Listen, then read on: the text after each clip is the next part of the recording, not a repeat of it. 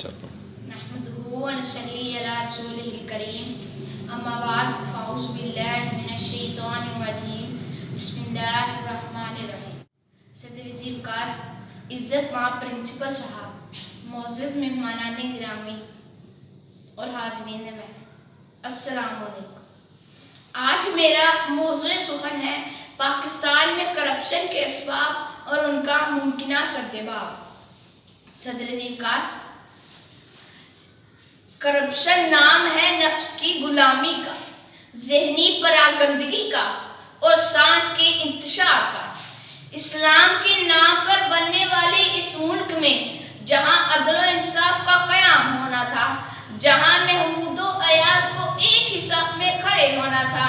جہاں رنگ و نسل اور ذات پات کی تقسیم کے بغیر نظام تعلیم و تدریس اور نظام حکومت و اقتدار کا قیام ہونا تھا، وہاں کرپشن کا راج۔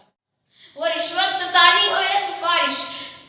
کسی عہدے کی چاہت ہو یا بلیک میلنگ کی روش، ہوس پرستی ہو یا در پرستی، اشیاء خوردنوش میں ملاوٹ ہو یا بجلی اور گیس کے بلوں میں اضافے کا ظلم، فرد کی ذاتی زندگی سے لے کر افراد کی اجتماعی زندگی تک سب کے سب کرپشن کے جال میں پھنسے ہوئے ہیں۔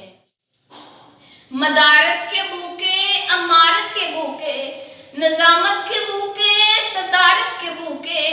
یہ گدی نشی اور مخدوم بھوکے، قناعت کی دولت سے محروم بھوکے، زمینوں پہ قابض یہ بھوکے وڈیرے، مکینوں پہ قابض یہ ڈاکو لٹیرے، ہوس سنگھ پھر بھی اترتی نہیں ہے، کبھی بھوک بھوکوں کی مرتی نہیں ہے، کبھی بھوک بھوکوں کی مرتی نہیں ہے۔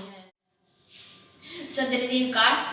دفتر کے معمولی چپراسی سے لے کر ایوان اقتدار کے مسند نشین تک، سیاست دانوں کی باری اکثریت، اداروں کے اکثر ملازمین اور عدالتی نظام کی کچھ کالی بھیڑیں کرپشن کی ذمہ دار ہیں۔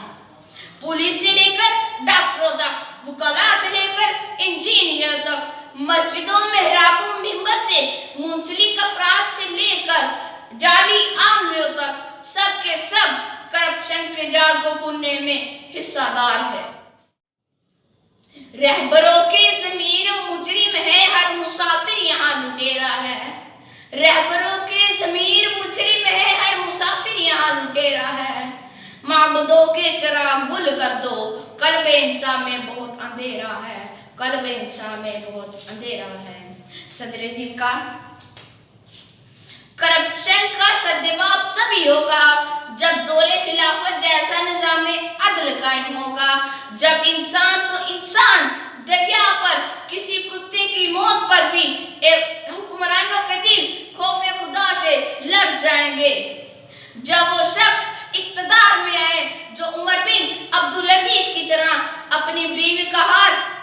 اپنی بیوی کی مالا بیت المال میں جمع کروانے پر تل جائے، جو عمر بن خطاب کی طرح